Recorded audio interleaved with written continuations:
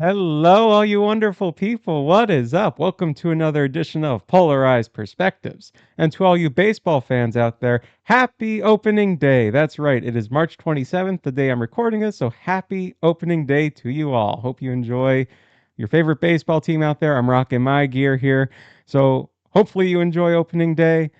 Have a great baseball season, except when you're playing Cleveland.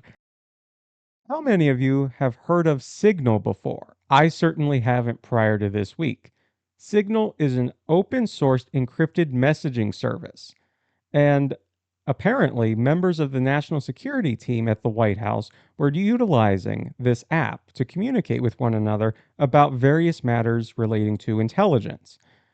And so, for one particular group chat, they accidentally invited a journalist into a group chat to discuss matters of potential future attacks on targets in Yemen. And so this becomes a national security issue. National Security Advisor Mike Waltz is saying the administration is moving on. I made a mistake. We're just going to go ahead and move forward with our regularly scheduled duties. We're going to learn from this. Congress, particularly congressional Democrats, are not happy with this answer. They want to know why this happened, why these important matters are being discussed over an app such as this. And so they are pressing on intelligence officials, particularly Tulsi Gabbard and John Ratcliffe, for example. But again, you have two sides here, one saying we need to learn more about what happened, one that is saying we're learning from our mistakes and we're moving on. In other recent news, President Trump just signed an executive order about elections and election laws. Now, let me explain and break this down because there are three main components I want to talk about with this. The first and the big one that people are talking about is voter ID law. Currently, there are 36 states that have some type of voter ID law. That means 14 states do not, because 50 minus 36 is 14. Quick math, go me. Anyway, though, 14 states currently do not have some type of voter ID law. This executive order would make it so that all citizens in every state would have to present some type of ID, some type of verification that says they are who they say they are. The second aspect of this is election equipment. So certifiers in each precinct have to ensure that all election equipments are functioning and working properly.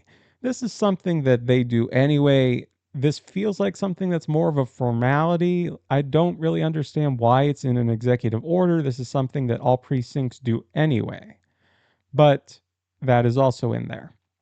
The third and final big aspect of this is mail-in ballot deadline. It seeks to move up the mail-in ballot deadline from when the post office has to postmark or post stamp your mail-in ballot, the envelope that it's in.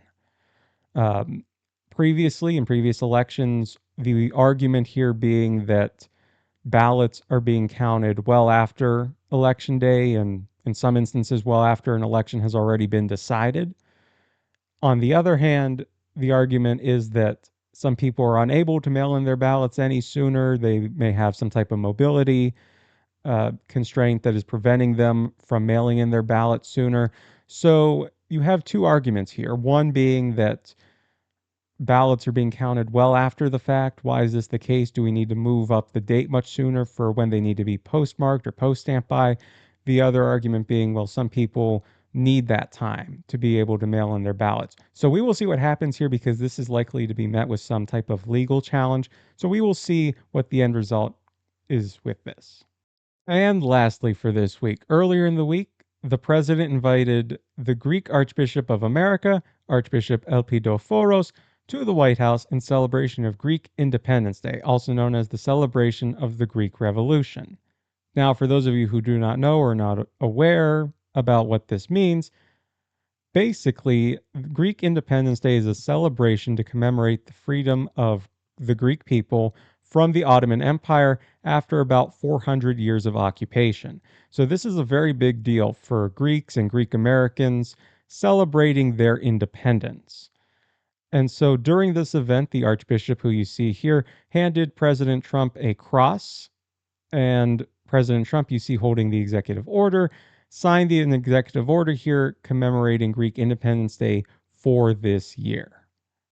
I really hope you enjoyed this video. If you did, please do me the biggest of favors. Smash that like button, please. It really helps me a ton.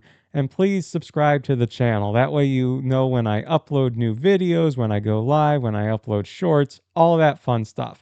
So please do those things. It really helps me a ton, and I greatly appreciate it. And more importantly, I greatly appreciate you for watching. So with that, I'll see you all in the next one. Go Guards!